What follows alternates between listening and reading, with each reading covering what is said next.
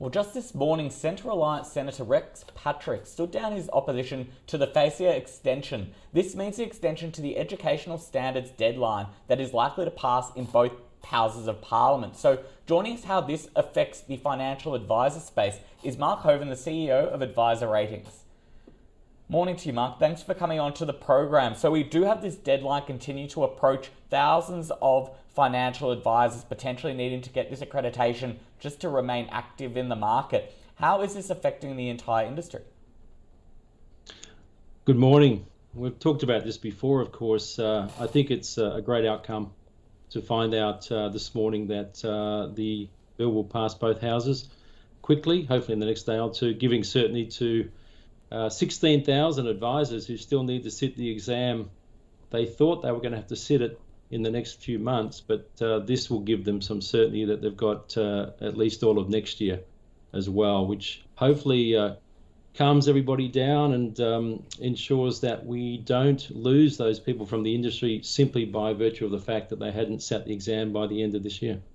So can we put an end to this being sort of played like a political football, at least for now? Yeah. It's gone backwards and forwards.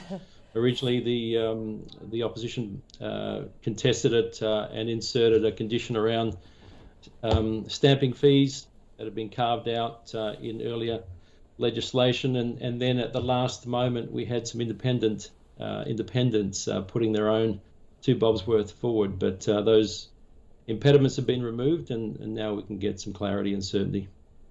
When we look at the general financial advice space and money management, we did see KKR take that 51% strategic stake from the CBA via Colonial. What sort of impact is a move like this in the merger and acquisition going to have to financial advisors across the country?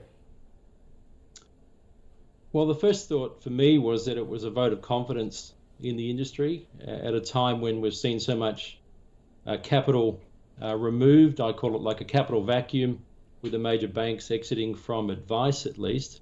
It's good to see some serious money coming in, and one would think that that now the attention will be turned to whether we're going to see some new capital and investors emerging to potentially buy into the new co set up under Westpac with all the BT assets, as well as the MLC business, of course, which has been well flagged as seeking an exit from NAB at some point. But I also hope that this kind of money does flow into the advice industry, because most of that money is directed at financial product manufacturing. What we do need to see, though, are stronger balance sheets within the advice industry itself.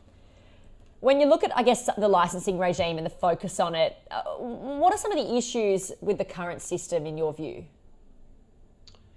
Yeah, it's like last week, Ingrid, I was asked to talk about the superannuation industry in a few minutes. Yeah. It's a complex... Give us a 1 minute answer on something that could take hours. Well, I think the challenge is, so just a quick of a background. We've got two models. We've got the current model, which is really corporate licensing. So the license is held by a company, an organisation, administered by ASIC. Advisors are authorised representatives. But in the middle of that, we've got this sort of increasing professionalism of the industry. The advisors need to sit an exam, everything we just talked about, and need to meet a code. But it's a hybrid model. And the alternative, which has been raised recently again, this is an ongoing debate about individual licensing. So raised by the Financial Planning Association, who came out with their new 5-year manifesto and are pushing hard for individual licensing. So this is, the license or the authorization is held directly by the advisor. So the advisor's administered by the regulator, and it's really trying to make the industry turn into a profession in the same way that the accounting industry or the legal industry is set up under that kind of structure.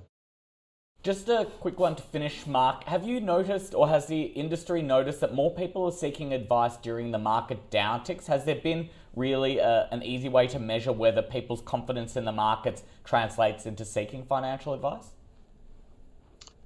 I'm not sure there's an easy way, Daniel, to measure that, other than obviously surveys that will continue to be run. But I think anecdotally we are seeing a lot more demand, starting with the demand from existing advised clients calling up their advisors, providing that The advisors have done a tremendous job, I think, providing that emotional support as well as the functional input into their existing client base. But I think we're also seeing, a new group of consumers looking for help, and it may not be that they're going to get help in the traditional face-to-face comprehensive advice space, but it could be helped in a range of other areas that, as I say and I've said before, upstream of the statement of advice, simple advice, limited advice, episodic advice, and it could be delivered through digital means as well. Mark. Absolutely, Mark. Thanks very much for joining us on the program this morning. We'll speak to you again soon.